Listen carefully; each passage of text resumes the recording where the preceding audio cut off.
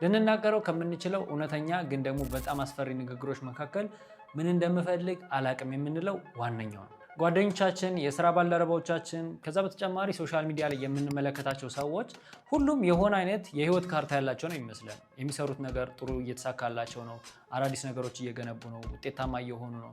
ግን እኛ ደግሞ ባለንበት ስታክ እንዳደረግንና የሆነ ዳመና ውስጥ ገብተን ስታክ እንዳደረግን ሊሰማን ይችላል። ነገር ግን ችግሩን በጣም ትልቅ የሚያደርገው በዛ ነገር ውስጥ መጥፋታችን ወይም ስታክ ማድረጋችን አይደለም።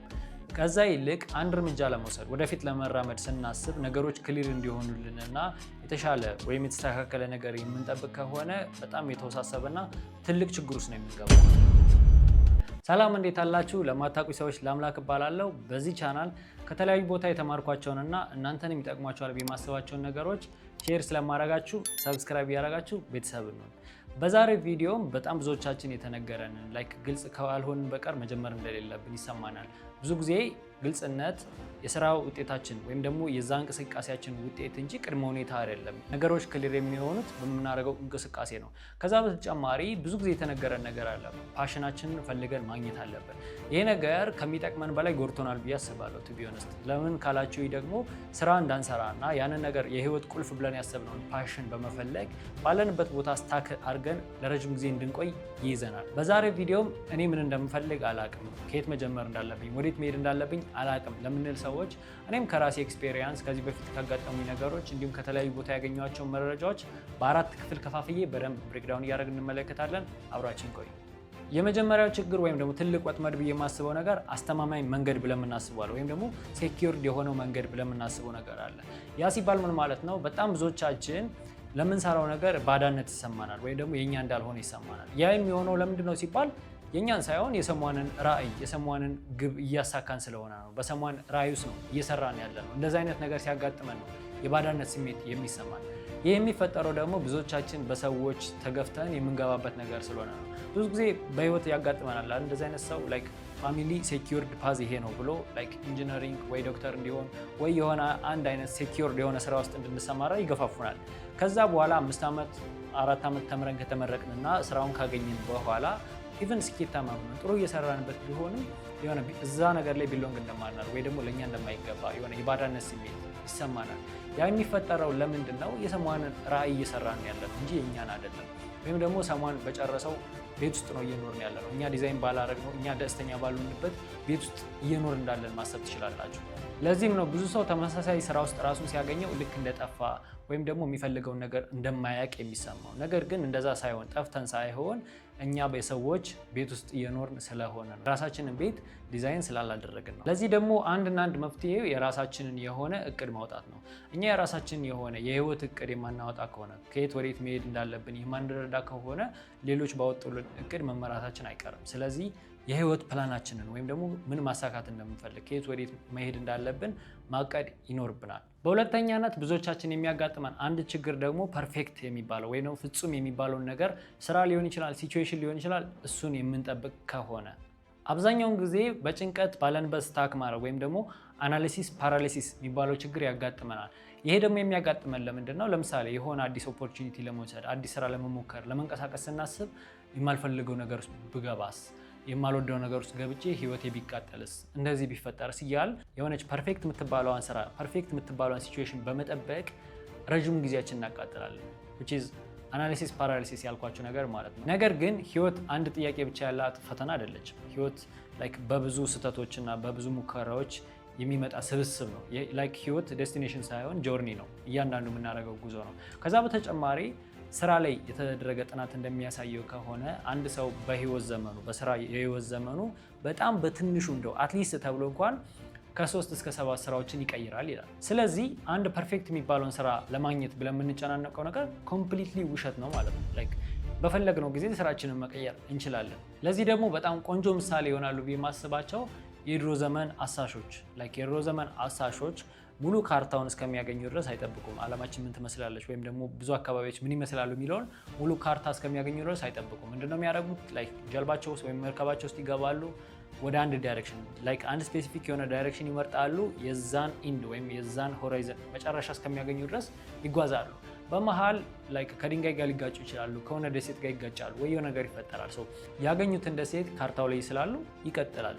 ደሴም ወይ እኛም ምናልባት ቆም ብለን ህይወታችንን ልናስበው ይገባል። ስለዚህ እንደው የተሟላልን የሆነ ጥንቅቅ ያለውን ካርታ እየጠበቅን ነው ወይስ ደግሞ ልክ እንደ አሳሾቹ እስከ ታየን ድረስ እየተጓዘን እያሟላ ነው ለመምጣት እያሰብን ነው? ስለዚህ ይሄ አናላይሲስ ፓራላይሲስ ወይም ደግሞ ፐርፌክት የሚባል ነገር መጠበቅ ጎጂ ነው። ለዛም ነው ብዙዎቻችን የምፈልገውን ነገር አላውቀው የሚባለው። ሁሉም አያውቀው፣ እንደሚፈልግ የሚያውቀው ኦን ዘ ዌይ ሲሞክር ነው፣ ከኤክስፐሪመንት ብዛት ነው። ስለዚህ ሁለተኛው ነገር ማወቅ ያለብን ነገር ይሄ ነው። በሶስተኛነት ይጠቅማቸዋል ብዬ የማስበው ነገር ቢኖር ደግሞ የህይወት ፐርፐዛችሁን ፍንጮች መመልከት።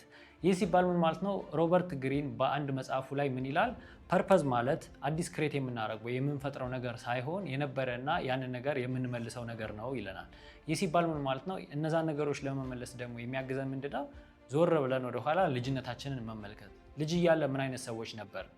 ለምሳሌ የተለያዩ እቃዎችን መፍታት የምትወዱ ከነበራችሁ የችግር ፈቺነት ተሰጥኦ አላችሁ ይላል። ታሪክ መናገር፣ ትዕይንትና የመሳሰሉት ነገር ደግሞ ታረጉ ከነበረ እናንተ የኮሚኒኬሽን ተሰጥኦ አላችሁ ይላል። ከዛ በተጨማሪ የጓደኞቻችሁን ጨዋታ የማደራጀት ችሎታው ከነበራችሁ የዛኔ የሊደርሺፕ እና ሰዎችን የማገዝ ሰዎችን ሊድ የማድረግ ችሎታ ነበራችሁ ይላል። ለምሳሌ እኔ በልጅነቴ ላይክ ዝምተኛው ልጅ ነበርኩ። ብዙ ነገር አላወራም። ልጆችን ቁጭ ብዬ ህፃናት ሲጫወቱ ምናምን የምመለከት ሰው ነበርኩ እና ፕሮባብሊ ምናልባት የሰዎች ሁኔታ እንዴት እንደሚሰራ ማጥናት የሚወደው ሰው ላይክ ዝም ብሎ የሚመለከተው ልጅ እንደዛ አይነት ልጅ ነበርኩ እና ምናልባት ከሳይኮሎጂካል ነገር ጋር ሊገናኝ ይችላል። አይ ዶንት ኖ ላይክ የሰዎችን ሳይኮሎጂ መረዳት የሚፈልግ አይነት ሰው፣ ከሰዎች ጀርባ ያሉ ነገሮችን ማወቅ የሚፈልግ ሰው አይ ዶንት ኖ። እሱን እናንተ ወደኋላ መለስ ብላችሁ ራሳችሁ እንድትመለከቱ ተውላቸዋል። በአራተኛነት ማወቅ ያለብን ነገር ቢኖር ፐርፌክት የሚባለውን የህይወት ፕላን መጠበቅ የለብንም።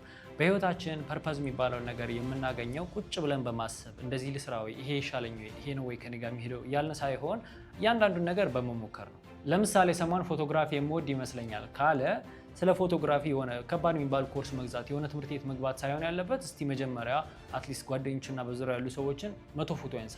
የመጀመሪያው ስቴፕ ነው። ማርኬቲንግ እወዳለሁ የሚል ሰው ከሆነ እስቲ ሰሟን ገብቶ እያግዝ፣ ቴሌግራም ላይ የሆነ ነገር ለመሸጥ ይሞክር፣ ሰሟንን የሆነ ሪኮመንድ ያድርግ፣ አፊሊየት ይስራ። የሆነ ነገር ብቻ የሚያንቀሳቅሰንን ነገር መሞከር አለብን። ፐርፌክት የሚባለውን ነገር በመጠበቅ ወይም ደግሞ ፐርፐዛችንን ቁጭ ብለን በማሰብ አይመጣም። እያንዳንዱ ነገር በመንቀሳቀስ ነው።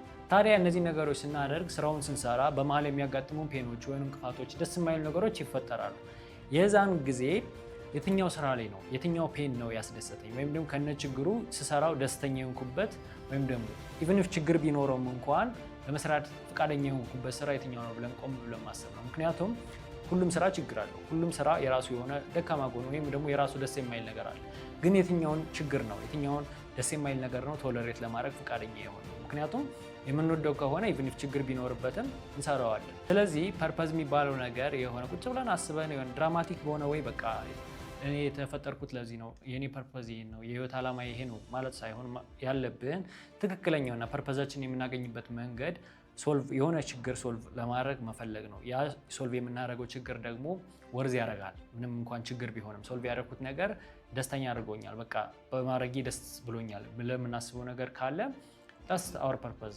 ከዛ በኋላ ወደፊት መጓዝ ነው ያለብን እንጂ ፓሽኔን እየፈለግኩ ነው የህይወት ዓላማዬን እየፈለግኩ ነው ብለን ቁጭ ስላል የህይወት ፐርፐዛችን እናገኛለን ማለት አይደለም። ነገ ከነገ ወዲያም ሰዎች ሲጠይቁን የምወደውን ነገር አላገኘሁትም የምንል ከሆነ እነዚህ ነገሮች አልገቡንም፣ የህይወት ፐርፐዝ አልገባንም ማለት ነው። ስለዚህ ሶልቭ የምናደርገውን ፕሮብሌም እንፈልግ፣ ያን ፕሮብሌም ሶልቭ የምናደርገው የምንወደውን ማንኛውንም አይነት ፕሮብሌም እንፈልግ፣ እዛ ነገር ላይ ራሳችንን ዲፕ እንግባበት፣ በደንብ እንስራበት። በጊዜ ሂደት ጥሩ ስንሆን በደንብ ስንሰራበት የምንወደውን ነገር ማግኘታችን አይቀርም። ታዲያ ለዚህ የሚያግዟቸዋል ብዬ የማስባቸውን 3 ቀላል ልምምዶች ልንገራቸው። የመጀመሪያው ነገር ስትሰሩት በቃ ስልካችሁን ሁሉ አስተረስቷችሁ ረዥም ሰዓት እንድትጠፉ የሚያደርጓችሁን አትሊስት 3 ስራዎች ትጽፉልኛላችሁ።